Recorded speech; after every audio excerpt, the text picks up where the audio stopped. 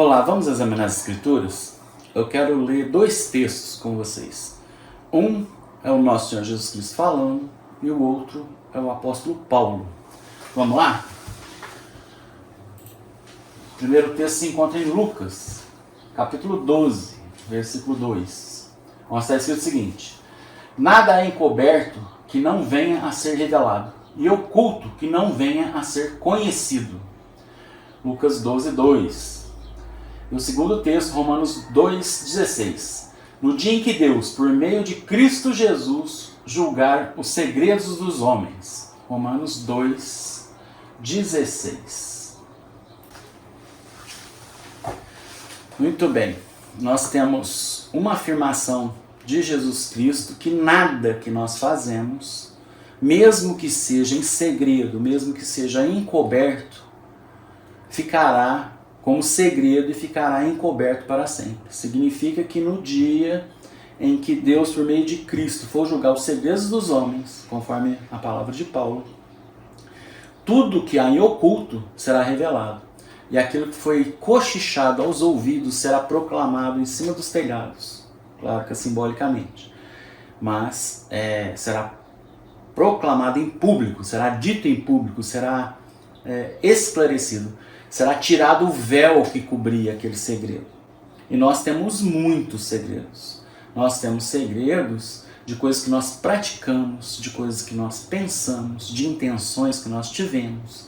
Enfim, nós temos muitas coisas, por sermos pecadores, que nós não gostaríamos nem de ter pensado. Quem dera praticado, ou quem diria praticado.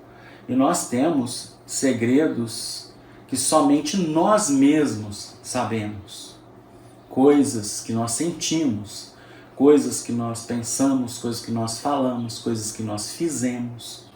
E assim nós temos que ter consciência de que tudo isso será revelado. E todos nós, sem exceção, passaremos vergonha. Porque nós já sentimos vergonha de muitas coisas. De muitas coisas que sentimos, que pensamos, que fizemos. Mas haverá um dia onde nós iremos prestar contas.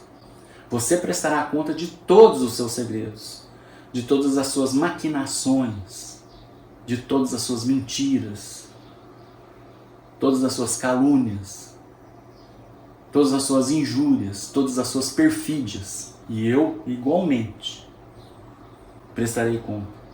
E Jesus ainda diz que toda palavra inútil que nós tivermos proferido, nós iremos prestar contas também. Então, tudo que nós dizemos, tudo que nós pensamos, deve ser temperado com sal. Dar um sabor, dar um tempero adequado. Temos que saber se as palavras são adequadas ou se não são adequadas. As atitudes, se devemos tomar ou se não devemos tomar. E a paz de Cristo, que excede todo o entendimento, tem que ser o juiz. Essa paz é que julga se nós devemos praticar uma ação ou não. Quando eu tomo uma atitude, ou eu mudo alguma coisa na minha vida, e isso me deixa em paz, significa que eu tomei a atitude correta. Eu tomei a atitude segundo Deus. Quando eu me sinto incomodado, significa que eu fiz a coisa errada. Eu tomei uma atitude errada. Eu fiz uma ação, eu pratiquei uma ação contrária à vontade de Deus. Nós sabemos a vontade de Deus orando e lendo a Bíblia. E Deus é quem conduz as nossas atitudes. E Deus é o dono da história. Através da sua divina providência. Ele tira pessoas, Ele coloca pessoas, Ele nos tira de alguns lugares, nos coloca em outros. Ele muda tudo na nossa vida, tanto do lado de dentro quanto do lado de fora. É Deus quem faz tudo, Ele é soberano. Através da divina providência, Ele vai colocando obstáculos para que nós não prossigamos em tal caminho. E Ele vai abrindo portas para que nós atravessemos essas portas, para que nós acertemos o caminho. Deus nos ama e Ele nos conduz ao acerto.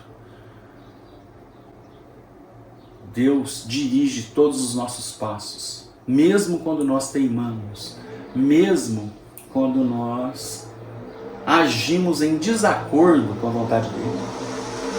Como? Vou dar um exemplo.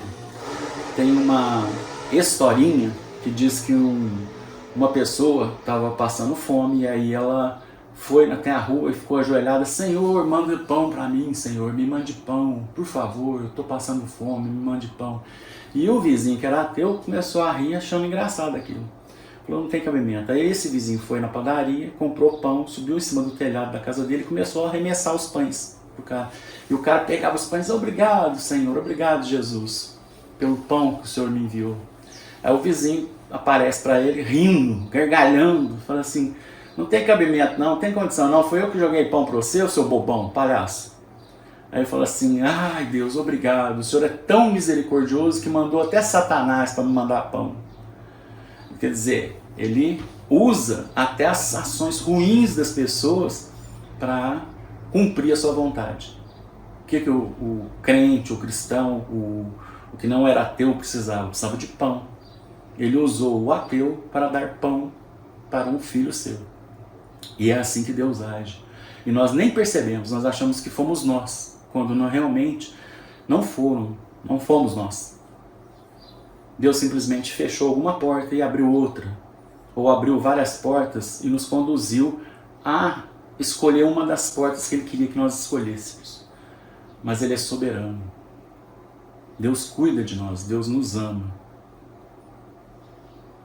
E aí nós lembramos do Salmo 23, o Senhor é meu pastor e nada me faltará. Glória a Deus.